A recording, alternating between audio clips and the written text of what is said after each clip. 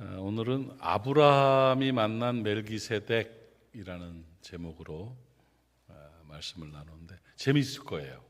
아주 재미있는 말씀이니까 잘 듣고 좋은 교훈과 깨달음, 하나님 말씀 받으시기를 바랍니다. 성경의 주제, 성경을 하나님이 우리에게 주셨는데 성경의 주제와 목적을 여러분 아시죠?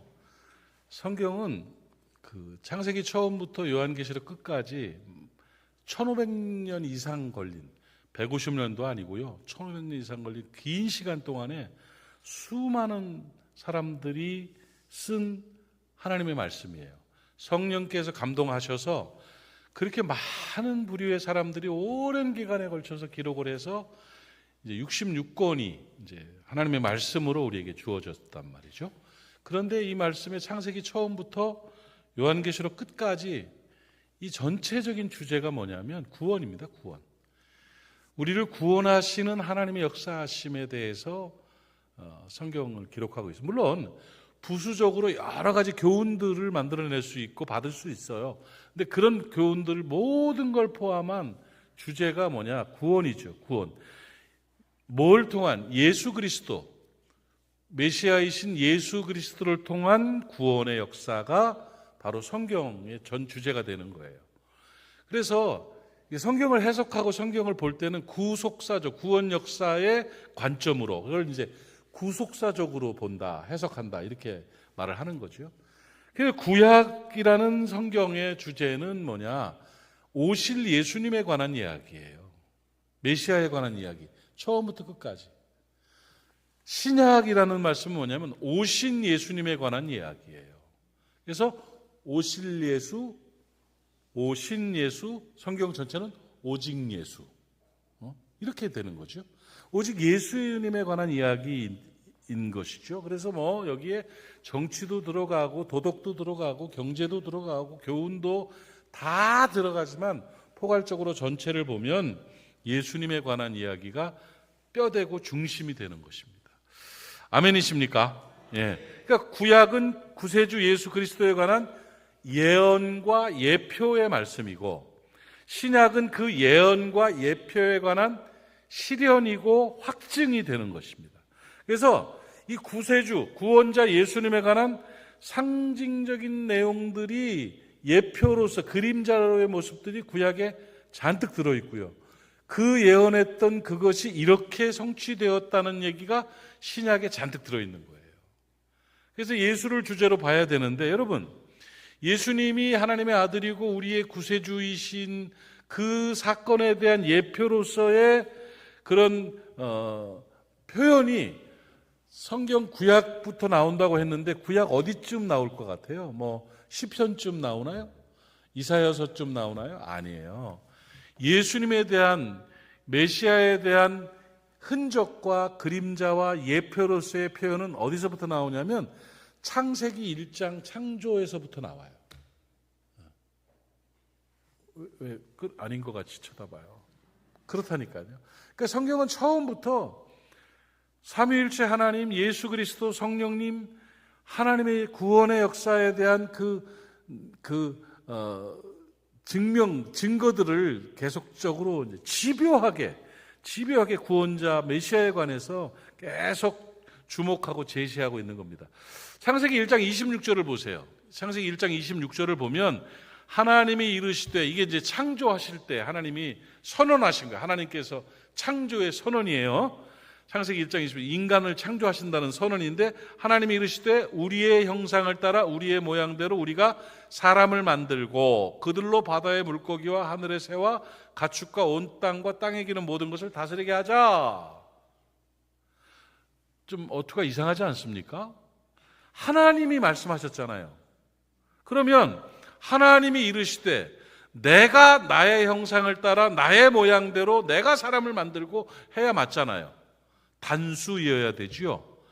그런데 성경은 의도적으로 창세기 처음부터 우리의 형상을 따라 우리의 모양대로 우리가 사람을 만든다고 복수를 사용하고 있다고요. 그게 하나님이 문법을 모르셔서 그런 걸까요? 아니에요. 의도적인 표현이에요. 창조 처음 할 때도 우리라는, 이것은 학자들은 분명하게 말하기를 성삼위 하나님, 삼위일체, 삼위 하나님의 임재하심과 창조의 메시아께서 동역하셨듯 함께 하셨다는 것을 증거하는 말이다, 이렇게 표현하고 있죠. 아셨죠? 그리고는 우리라는 복수를 사용하신 이후에 그 다음에 또 흔적이 나오는데, 명확한 흔적 중에 하나가 뭐냐면 에덴 동산으로 들어가서 에덴 동산에서 선악과를 따먹고 범죄했어요. 그래가지고 벌거벗은 수치를 느끼면서 괴로워하고 저주를 받은 그 인간을 세상으로 내려보내시면서 하나님께서 가죽옷을 지어 입혀주셨다. 단순히 원시인들이 입는 가죽옷을 말하는 게 아니라 그 사람의 죄를 사하기 위해서, 그 허물을 덮어주기 위해서 죄 없는 짐승이 죽어서 가죽을 내주고 그 가죽으로 죄와 허물을 덮었다는 구속사적인 의미가 있는 거예요. 그러니까 죄 문제 때문에 죄 없는 양이 죽었다는 거예요. 그 표현이 벌써 창세기 3장에 딱 등장을 합니다. 그리고 4장으로 넘어가면서 가인과 아벨 사건에서 제 죄 때문에 죽은 아벨의 대신 죽은 양이 있지 않습니까? 아벨의 제사를 위해서 양이 죽었다고요. 아벨의 제사와 가인의 제사를 말하면서 가인의 제사는 정성이 없었고 아벨의 제사는 정성이 있어서, 아니에요. 가인의 제사는 곡식으로 드렸잖아요. 피 없이 드린, 죽음 없이 드렸잖아요. 그러니까 하나님이 받자를 우리에게 보여주는 거예요. 대신 죽은 양의 대속의 죽음이, 그것이 제사다 하는 걸 보여주는 거예요. 그 양은 누구를 말해요? 예수 그리스도를 말하는 거죠. 출애굽을 할 때 죽었던 유월절 양이라든지 아사셀 양이, 다 모든 메시지들이 다 어디로 주목되고 진행되느냐? 예수 메시아에 관한 말씀으로 진행이 되는데, 그 구약 메시아에 관한 예언과 예표로서의 메시지를 주시는데 가장 구체적으로 처음 등장한 예언적인 등장 사건이 바로 오늘 본문이에요. 창조하고 노아의 홍수가 있었고 구속사에서 원역사 시대가 지나면서 제일 처음 하나님께서 선택해서 뽑아 세우신, 신앙을 위해서 뽑아 세우신 믿음의 조상이 누구냐면 아브라함이죠. 여러분 아세요? 그 아브라함 이야기는 어디서부터 등장하느냐면, 급하게 창조 그 엄청난 일들을, 타락하고 홍수나고 이런 일들을 급하게 몰아가시다가 굉장히 빠르게 창세기 12장에서 딱 아브라함을 선정하십니다. 그래서 아브라함에게 본토 친척 아비집을 떠나라 하면서 그때부터 아브라함을 취하고 창세기 22장으로 넘어가면 엄청난 모리아산 사건이야. 모리아라는 말 알아요? 모리아? 네. 우리 교회가 모리아 교회잖아요. 모리아산 사건을 통해서 믿음의 조상으로 등극하는 역사가 나타나는데, 처음 선택하신 족장으로서의 구원 역사의 첫 조상으로서 아브라함을 선택하셨는데, 그때 중요하게 등장하는 사건이 아브라함이 멜기세덱이라는 제사장을 만나는 일이에요. 멜기세덱이 제사장이면서 왕이었어요. 살렘 왕 멜기세덱을 만나는 그 장면이 구속사의 아주 중요한 장면이라고요. 오늘 제가 그거를 풀어드릴게. 괜찮겠죠? 재밌을 거예요. 잘 들으세요. 이것도 좋은 사람은 학교 다닐 때 공부 엄청 못했을 사람이야. 진짜요. 지적 호기심이 제로인 사람, 그런 사람이 될 거예요. 그러니까 정신 바짝 차리고 옆 사람 성적을 한번 평가하면서 잘 들으셨으면 좋겠어요. 구약적인 메시아 예언의 가장 첫 등장 사건인데, 이 사건은 배경을 보면 롯이라는 아브라함의 조카가 잡혀갔잖아요. 그래가지고 조카 롯을 구하기 위해서 아브라함이 군대를 데리고 이제 추격을 합니다. 그 군대가 개인 군대예요. 아브라함은 엄청 부자였어요. 아브라함이 그 성경에 나오는 이름 몇 명이냐면, 개인 사병, 개인 경호 군대가 몇 명이냐면 380명이었어요. 그 정도는 여러분들 데리고 있다는 얘기예요. 380명의 군대를 뭐라고 부르냐면 길리고 연습한 자 380명이라고. 자기가 길리고 연습한 380명의 군대를 이끌고 가서 롯을 찾아오고, 그들과 함께한 그 왕을 제해버립니다. 구둘라오멜이라고 그러죠. 그 왕 이름이. 왕을 죽이고 그 다음에 거기 함께 연합군으로 같이 아브라함을 공격했는데 그들까지 다 쳐 죽인 후에 승리하고 거기 있는 전쟁하면 뺏어오잖아요. 막 물건들을 막 해가지고 잔뜩 싣고 기분 좋게 온 그 장면이에요. 와 이겼다 승리했다 380명 군인들 얼마나 좋았겠어요. 아싸 우리는 뭐 하면서 막 오는데 뿅 엄청난 분이 한 분 딱 등장하는 거예요. 아브라함이 딱 봤어요. 그분은 살렘 왕이래요. 그런데 제사장이래요. 그분을 딱 만났어요. 그런데 그분을 만나는 장면이 아주 짧게 나오지만 엄청나게 중요한 구속사가 거기 등장을 해요. 살렘 왕은 예수 그리스도의 예표, 그림자예요. 그림자. 그러니까 이 내용을 보면 교직신학의 기독론이 여기에 등장하는, 기독론을 설명할 수 있을 정도로 이 멜기세덱과 예수 그리스도를 비교하면서 우리가 멜기세덱은 메시아의 예표, 그림자고 예수님은 그에 대한 실체로서 우리가 깨닫고 배울 수가 있는 거예요. 자, 보십시다. 창세기 14장 19절 20절을 한번 읽어봐요. 같이 읽읍시다. 시작.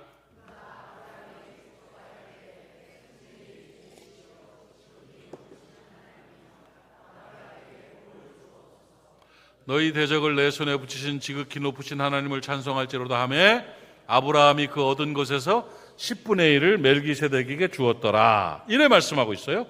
그리고 이때 이제 그 11조를 하나님 앞에 드리는, 멜기세덱에게 드리는 그 장면이 나오면서 그 다음에 또 하나 나오는 이야기가 뭐냐면 멜기세덱이 떡과 포도주를 가지고 와요. 떡과 포도주 듣던 얘기 아니에요? 그리고 그 다음에 또 하나가 뭐냐면 그를 제사장이라고 불러요. 자, 보세요. 살렘왕, 샬롬이에요. 샬롬. 살렘왕, 제사장, 11조, 떡과 포도주, 평화의 왕. 어떠세요? 이 사건은 이게 그리스도에 관한 내용들을 묶어서 한 번에 처음으로 등장시킨 장면이, 그림자로서 등장시킨 장면이 바로 아브라함이 멜기세덱을 만나는 장면이에요. 아브라함이 그 앞에 11조를 드렸어요. 11조를 드렸다는 것은 승리하고 모든 왕들을 쳐 죽인 후에 가장 높은 자리에서 온 아브라함이 11조를 무릎 꿇고 드렸어. 그거는 뭐예요? 자기보다 멜기세덱이 아브라함보다 더 높은 분이라는 증명이 되는 거죠. 내가 그렇게 설명을 못하냐? 알아듣고 있는 거예요? 네, 아브라함과 멜기세덱의 만남, 이건 뭐냐면 우리가 하나님을 만나는 장면, 예수 그리스도를 만나는 장면의 그림자라는 거예요. 여기까지 정리를 하고 하나하나, 그러면 멜기세덱과 예수 그리스도, 아브라함이 만난 멜기세덱과 예수 그리스도에 대해서 네 가지 정도로 제가 풀어서 정리해가지고 말씀을 드릴게요. 첫 번째로 우리가 기억할 게 뭐냐면 아브라함이 11조를 멜기세덱에게 드렸어요. 11조는 뭐냐면 소득의 10분의 1을 바치는 거예요. 그런데 그 멜기세덱은 왕이신 예수 그리스도의 예표다 하는 것을 보여준 거예요. 왕께 드리는 헌신의 예물이 바로 11조거든요. 아브라함이 멜기세덱에게 11조를 드림으로 말미암아 멜기세덱은 왕이시고 멜기세덱은 주인이시라고 고백하는 신앙의 모습을 보인 겁니다. 우리가 우리의 주인이신 그리스도께 하나님 앞에 소유와 인생의 모든 것이 당신의 것입니다 고백하는 증명이 뭐냐? 10분의 1이잖아요. 11조를 하나님 앞에 드리는 것이잖아요. 그래서 아브라함이 처음 멜기세덱을 만나, 예수 그리스도의 상징인 멜기세덱을 만나서 11조를 드린 것이 지금까지 앞으로도 신앙 행위의 기준이 되는 거지요. 기준이. 내가 당신의 종입니다. 내가 당신이 나의 왕입니다. 당신이 나의 주인입니다. 내 모든 것은 당신 것입니다 하는 증거로서 10분의 1을 잘라서 드리는 거예요. 이것은 10분의 9 전체도 당신 것입니다 하는 신앙의 본질적인 증명이 바로 아브라함에게서부터 시작되었고, 이것은 멜기세덱이 왕이고 멜기세덱이 나의 주인이라는 고백을 드린 거라는 거지요. 이것은 지금 이 시대를 살아가는 그리스도인들이 10분의 1을 드리는 그 고백의 목적과 이유가 되는 거죠. 여러분, 요즘 유튜브에 최근에 들어서요, 11조를 드리지 말아야 된다, 11조는 아니다, 뭐 율법의 산물이다, 이런 소리 하면서 11조 드리는 자체를 비신앙으로 몰아가는 가짜들이 많습니다. 그렇지 않습니다, 여러분. 율법의 행위라는 말은 말도 안 돼요. 율법은 수천 년 지나서 모세 때 나온 게 율법이고요. 신앙을 처음 시작하면서부터 나의 주인으로서의 고백이 아브라함이 첫 종 아브라함이 멜기세덱에게 드린 게 11조고 오로지 그거 하나가 내 신앙의 행위로서의 증명이고 고백이 됐던 거예요. 그러니까 뭐 제가 잘 믿음이 없어서 못 드립니다, 제가 드려야 되는데 안 됩니다 하는 거하고 11조는 잘못된 거라고 말하는 그 가짜하고는 구분할 수 있어야 돼요. 그거는 말도 안 되는 소리. 몰라도 그렇게 모르면서 그렇게 떳떳하게 뻔뻔하게 유튜브를 만들어가지고 막 말을 할까? 그거는 절대 아니죠.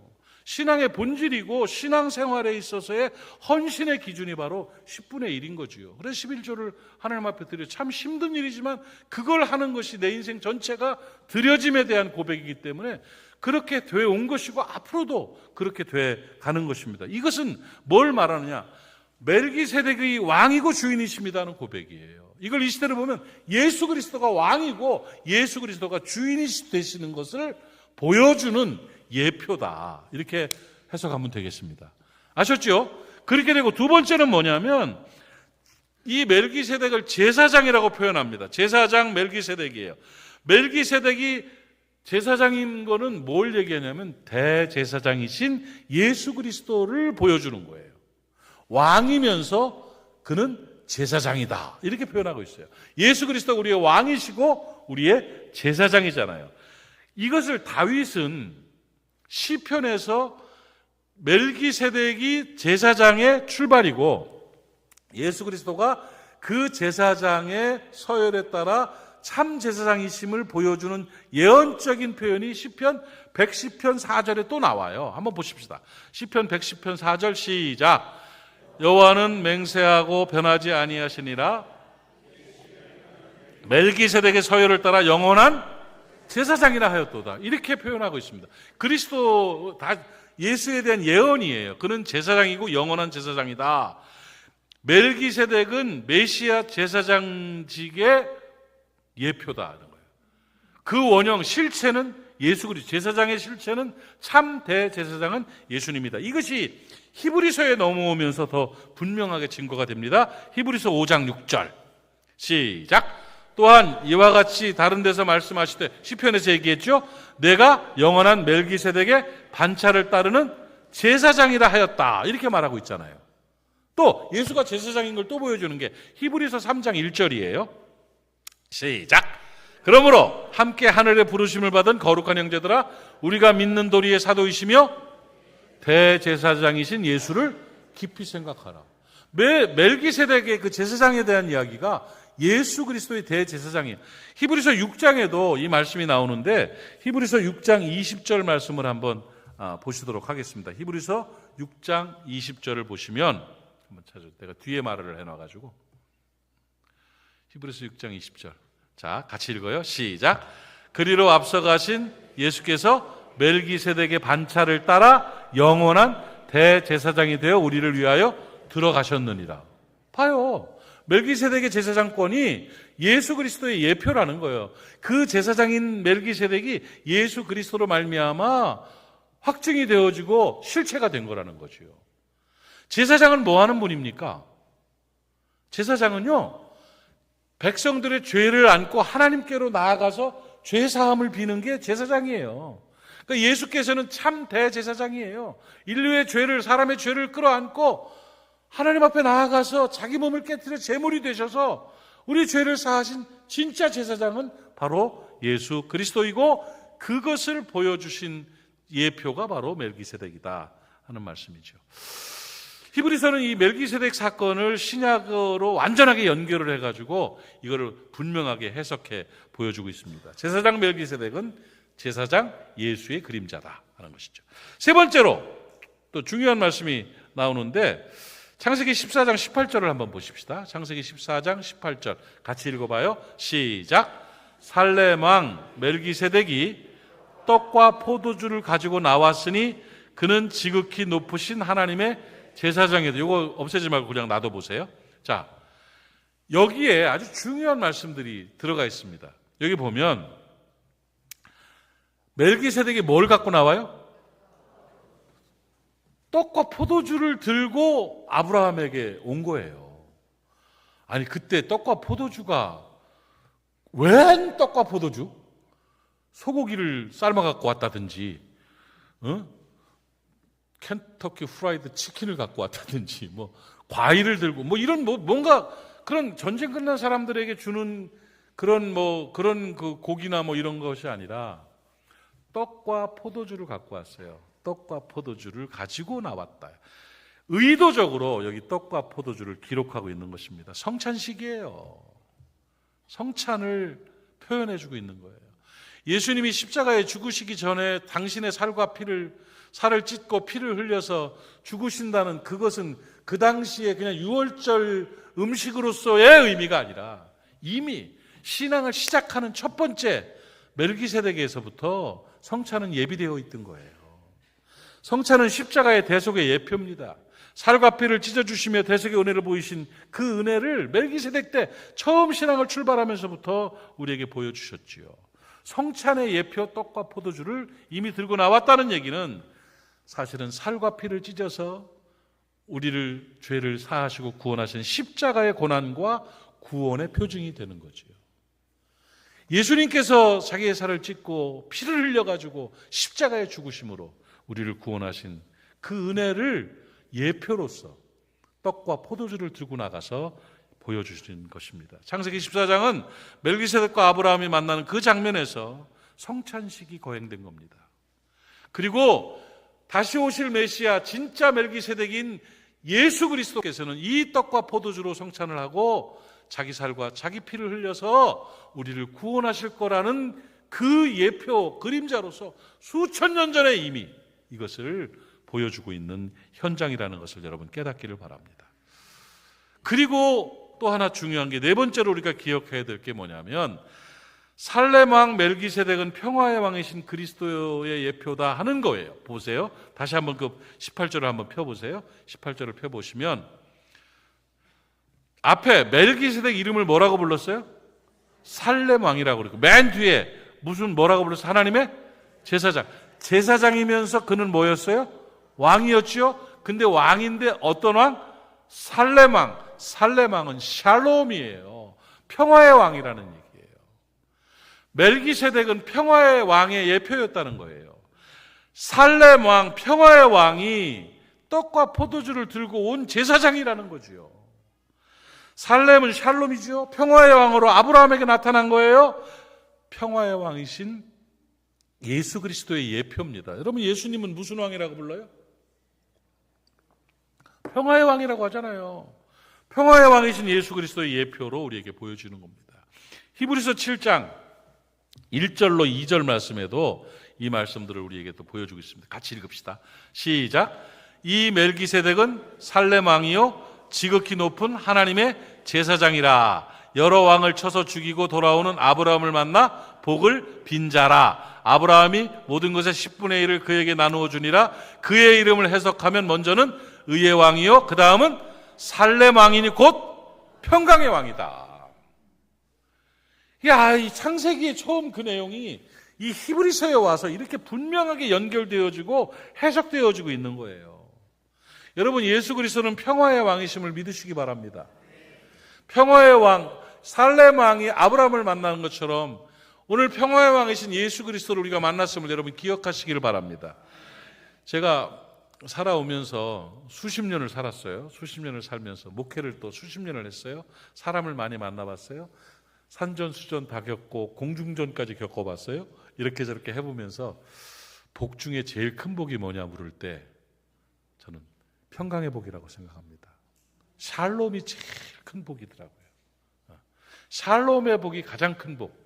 뭐 굳이 따지자면 사람마다 다르겠지만 물질의 복도 있고 건강의 복도 있고 형통의 복도 있고 다 있잖아요. 그런데 제일 큰 복이 평안의 복이에요. 두 번째 복은 뭘까요? 제 입장이 여러분 어떨지 몰라요. 두 번째 복은 번성의 복이에요. 자식 잘 되는 거. 진짜예요. 나 그거 바래요. 내 때보다 당대보다 후대가 잘 되는 게 진짜 좋은 복이고 오늘보다 내일이 잘 되는 거. 그걸 번성의 복이라고 그래요. 부모 마음은 다 같을 거예요. 할머니 할아버지도 같을 거예요. 샬롬을 누리면서 번성의 복을 누린다면 최고의 복을 누리는 거예요. 자기가 무릎하기 좀 아프다 할지라도 허리가 쑤신다 할지라도 돈이 없어서 좀 고민스럽다 할지라도 그 복은 최고의 복이에요. 저는 오늘 여러분에게 축복합니다.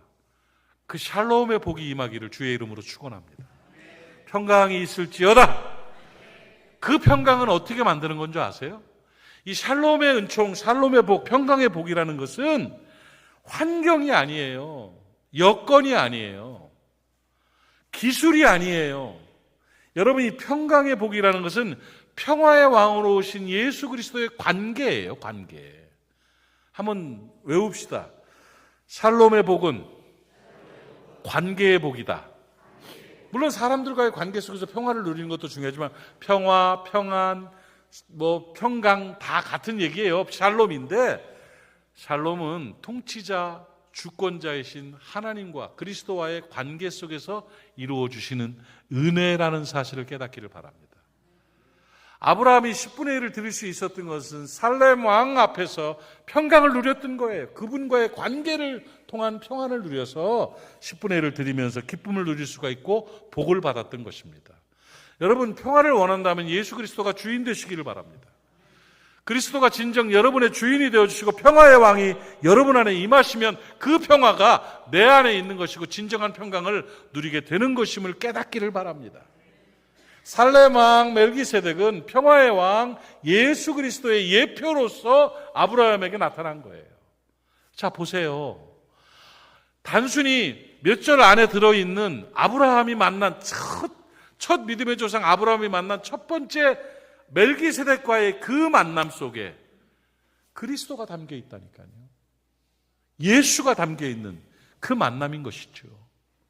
10분의 1을 드리며 왕이심을, 나의 주인이심을 고백하는 아브라함, 또 대제사장으로서의 그 모습으로 제사장으로 나타나서 대제사장이신 예수 그리스도를 보여주는 그 모습, 거기에 놀라운 전율이 흐르는 것이 떡과 포도주를 들고 와서 성찬 예식을 예표로 보여주시는, 십자가를 보여주는 그 모습, 그리고 살렘 왕으로 평화의 왕으로 그가 왔고, 히브리서에서는 분명하게 그 사건 그대로를 분명하게 해석해서 평화의 왕인 멜기세덱, 역시 이것은 평화의 왕인 그리스도와의 관계 속에서 이루어지는 은혜임을 보여주는 그런 장면이 된 겁니다.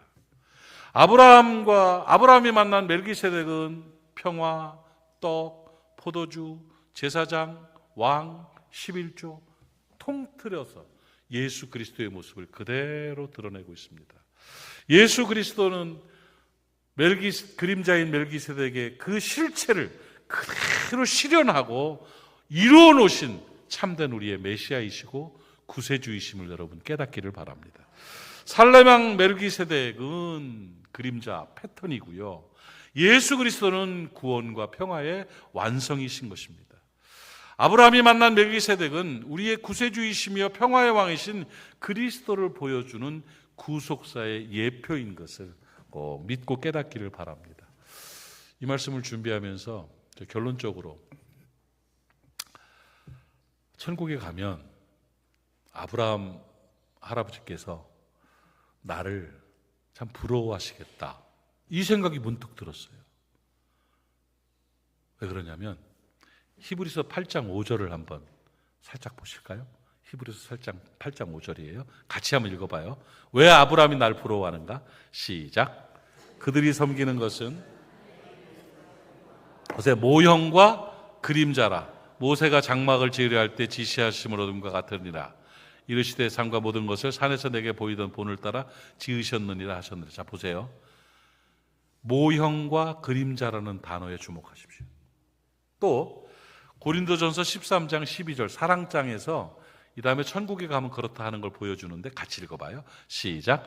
우리가 지금은 거울로 보는 것 같이 희미하나 그때는 얼굴과 얼굴을 대하여 볼 것이요 지금은 내가 부분적으로 아나 그때는 주께서 나를 아신 것 같이 내가 온전히 알리라. 여기서 그림자라는 거울이라는 단어와 부분적이라는 단어를 주목하십시오.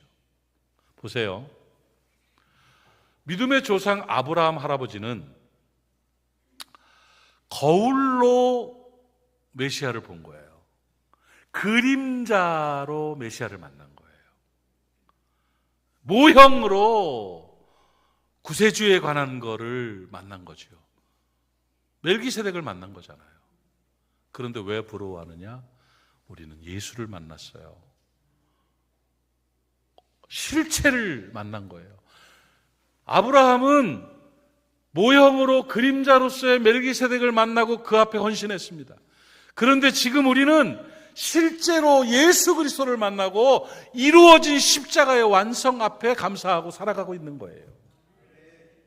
얼마나 고맙습니까? 오늘의 결론. 아브라함은 멜기세덱을 만났습니다. 그런데 나는 예수 그리스도를 만났습니다. 그 은혜가 있기를 축복합니다.